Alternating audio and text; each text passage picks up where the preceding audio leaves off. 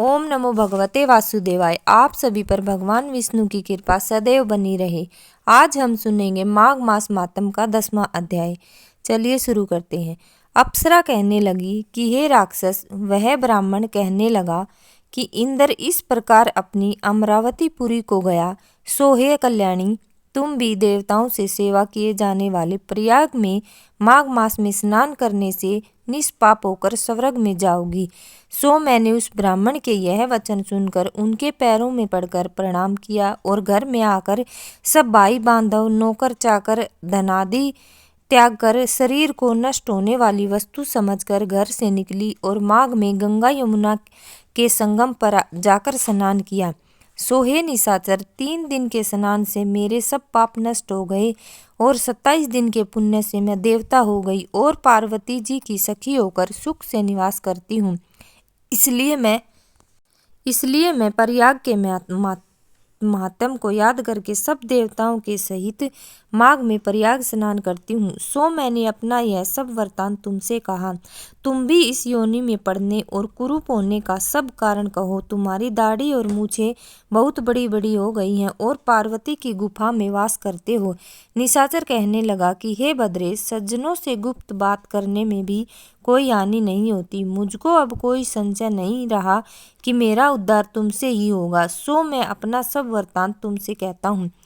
मैं काशी वेदों का ज्ञाता था और बड़े उच्च कुल के ब्राह्मण के घर में जन्म लिया था। मैंने राजा, पापी, शूद्र तथा वैश्यों से अनेक प्रकार के दान लिए। मैंने दान लेने में चांडाल को भी नहीं छोड़ा। उस जन्म में मैंने कोई भी धर्म नहीं किया, वहीं पर ही मृत्यु को प्राप्त हो गया। तीर्थ स्थान पर मरने के कारण नरक में नहीं गया। पहले 2 बार गिद्ध योनि में, 3 बार व्याघ्र योनि में, 2 बार सर्प योनि में, 1 बार उल्लूक योनि में और अब 10वीं बार राक्षस हुआ हूँ और सैकड़ों वर्षों से इसी योनि में हूँ। इस स्थान को 3 योजन तक मैंने जंतुहीन कर दिया है। बिना अपराध के बहुत से प्राणियों को मैंने नष्ट किया है। इस कारण मेरा मन अत्यंत दुखी है। तुम्हारे दर्शन से चित्त में कुछ शांति अवश्य आई है, क्योंकि सज्जनों का संग तुरंत ही सुखदायी होता है। मैंने अपने दुख के कारण आपसे कहे और सज्जन लोग सदैव दूसरों के दुखों से दुखी होते हैं। अब यह बताओ कि इस दुख रूपी समुद्र को पार कर सकता हूँ क्या? क्षीर सागर हंस को ही दूध देता है, बगुले को नहीं। दत्तात्रेय जी कहने लगे कि इस प्रकार उसके वचन सुनकर कांचन मानिनी कहने लगे कि हे राक्षस, मैं अवश्य तुम्हारा कल्याण करूंगी। मैंने दृढ़ प्रतिज्ञा की है कि तुम्हारी मुक्ति के लिए प्रयत्न करूंगी। मैंने बहुत बार प्रयाग में स्नान किया है। वेद जानने वाले ऋषियों ने दुखी को दान देने की प्रशंसा की है।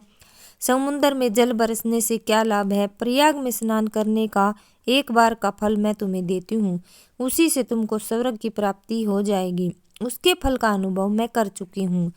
तब उस अप्सरा ने अपने गीले वस्त्र का जल निचोड़कर जल को हाथ में लेकर माघ स्नान के फल को उस राक्षस को अर्पण किया। उसी समय पुण्य प्राप्त कर वह राक्षसी को छोड़कर तेज में सूर्य से के सदृश देवता रूप हो गया। आकाश में विमान पर चढ़कर अपनी कांति से चारों दिशाओं को प्रकाशित करता हुआ शोभायमान हुआ और कहने लगा कि ईश्वर ही जानता है तुमने कितना उपकार मुझ पर किया। अब भी कृपा कुछ शिक्षा दो जिससे मैं कभी पाप न करूं। अब मैं तुम्हारी आज्ञा पाकर स्वर्ग में जाऊंगा। तब कांचन मालिनी ने कहा कि सदैव धर्म की सेवा करो, काम रूपी शत्रु को जीतो, दूसरों के गुण तथा दोषों का वर्णन मत करो, शिव और वासुदेव का पूजन करो, इस देह का मोह मत करो, पत्नी पुत्र धनादि की ममता त्यागो, सत्य बोलो, वैराग्य भाव धारण कर योगी बनो। मैंने तुमसे यह धर्म के लक्षण कहे। अब तुम देवता रूप होकर शीघ्र ही स्वर्ग को जाओ। दत्तात्रेय जी कहने लगे कि इस प्रकार गंधर्वों से शोभित वह राक्षस कांचन मालिनी को नमस्कार करके स्वर्ग को गया और देव कन्याओं ने वहां आकर कांचन मालिनी पर पुष्पों की वर्षा और प्रेम पूर्वक कहा कि हे बद्रे, तुमने इस राक्षस का उद्धार किया। इस दुष्ट के डर से कोई भी इस वन में प्रवेश नहीं करता। अब हम निडर होकर विचरेंगी। इस प्रकार कांचन मालिनी उस राक्षस का उद्धार करके प्रेम पूर्वक देव कन्याओं से क्रीड़ा करते हुए शिवलोक को गई। श्री वशिष्ठ जी कहने लगे कि हे राजन, मैंने दत्तात्रेय जी द्वारा माघ मास का मातम कहा। अब माघ मास के स्नान का फल सुनो। मैं परंतप माघ स्नान सब योगों, व्रतों और तपों का फल देने वाला है। माघ मास में स्नान करने वाले स्वयं को स्वर्ग में जाते हैं और उनके माता पिता दोनों के कुलों को भी स्वर्ग प्राप्त होता है। जो माघ मास में सूर्योदय के समय नदी आदि में स्नान करता है, उसके माता पिता के 7 कुलों की पीढ़ी स्वर्ग को प्राप्त होती है।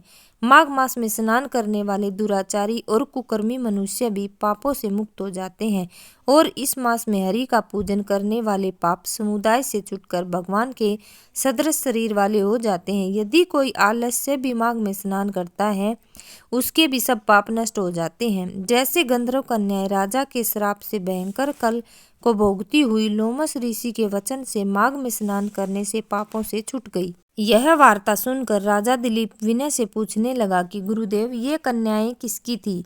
उनको कब और कैसे श्राप मिला? उनके क्या नाम थे? ऋषि के वाक्य से कैसे श्राप मुक्त हुई और उन्होंने कहाँ पर स्नान किया?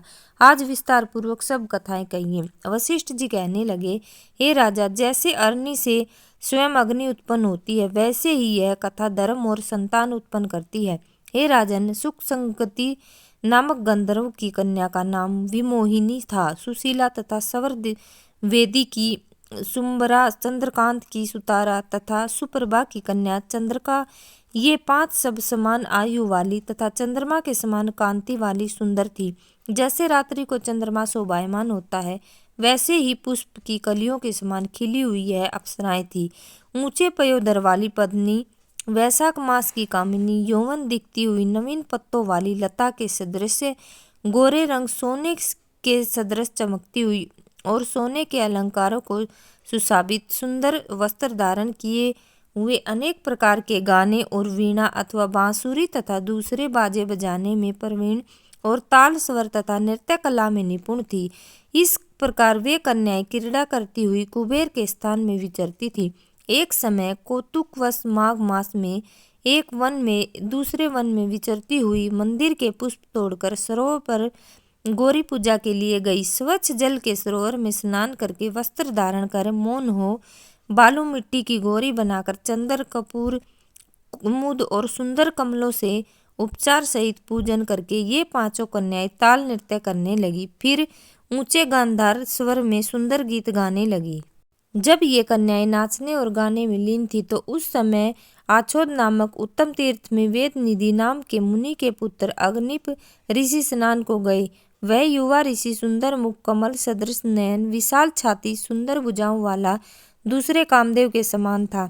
शिखा सहित दंड लिए, मृग चर्म ओढ़े, यज्ञोपवीत धारण किए हुए उसको देखकर 5 कन्याएं मुग्ध हो गई और उसका रूप व यौवन देखकर कामदेव से पीड़ित हो देखो देखो ऐसे कहती हुई उस ब्राह्मण के चित्त में कामदेव का डर उत्पन्न करने लगी और आपस में विचार करने लगी कि यह कौन है। रति रहित होने से कामदेव नहीं और एक होने से अश्विनी कुमार नहीं, यह कोई गंधर्व या किन्नर या कामरूप धारण कर कोई सिद्ध या किसी ऋषि का श्रेष्ठ पुत्र या मनुष्य है। कोई भी हो, ब्रह्मा जी ने इसको हमारे लिए बनाया है। जैसे पूर्व कर्म के प्रभाव से संपत्ति प्राप्त होती है, वैसे ही गौरी जी ने हम कुमारियों के लिए श्रेष्ठ वर दिया है और आपस में यह तुम्हारा वर है, यह मेरा अथवा सबका, ऐसा कहने लगी। जिस समय उस ऋषि पुत्र ने अपनी मध्याह्न की क्रिया करके ऐसे वचन सुने तो वह सोचने लगा कि यह तो बहुत बड़ी समस्या उत्पन्न हो गई। ब्रह्मा, विष्णु, महेश आदि देवता, बड़े योगीश्वर भी स्त्रियों के ब्रह्मजाल से मोहित हो गए। इनके तीक्ष्ण बाणों से किसका मन रूप हिरण घायल नहीं हो सकता। जब तक नीति और बुद्धि रहती है तब तक पाप से भय रहता है, जब तक की गंभीरता रहती है वह यम विधि का पालन होता है, तब तक मनुष्य स्त्रियों के काम रूपी बाणों से बिंधा नहीं जाता। ये मुझे उन्मत्त और मुग्ध कर रही हैं। किन गुणों से धर्म की रक्षा हो सकती है? स्त्रियों के मांस, रक्त, मल मूत्र से बने घृणित और अशुद्ध शरीर में कामी लोग ही सुंदरता की कल्पना करके रमन करते हैं। शुद्ध बुद्ध वाले महात्माओं ने स्त्रियों के पास रहना कष्टकारक कहा है। सो जब तक यह पास आए घर चले चलना चाहिए। अतः जब तक वह उसके पास आई वह योग बल के द्वारा अंतर्ध्यान हो गया। ऋषि पुत्र के ऐसे अद्भुत कर्म देखकर चकित होकर डरी हुई चारों ओर देखने लगी, आपस में कहने लगी कि यह इंद्रजाल था जो देखते देखते विलीन हो गया। और वह विरह की अग्नि में जलने लगी और कहने लगी कि हे कांत, तुम हमको छोड़कर कहाँ चले गए? क्या तुमको ब्रह्मा ने हमको विरह रूपी अग्नि में जलाने के लिए बनाया था? क्या तुम्हारा चित्त दया रहित है जो हमारा चित्त दुखा कर चले गई? क्या तुमको हमारा विश्वास नहीं? क्या तुम कोई मायावी हो? बिना किसी अपराध के हम लोगों पर क्यों क्रोध करते हो? तुम्हारे बिना हम नहीं जिएंगे। या जहाँ पर आप गए हो हमें शीघ्र ले चलो, हमारा संताप हरो और हमें दर्शन दो। सज्जन लोग किसी का नाश नहीं देखते। ये सुना हमने माघ मास मातम का 10वां अध्याय। यदि आपको वीडियो पसंद आए तो प्लीज़ चैनल को सब्सक्राइब और मेरी वीडियो को लाइक ज़रूर करें।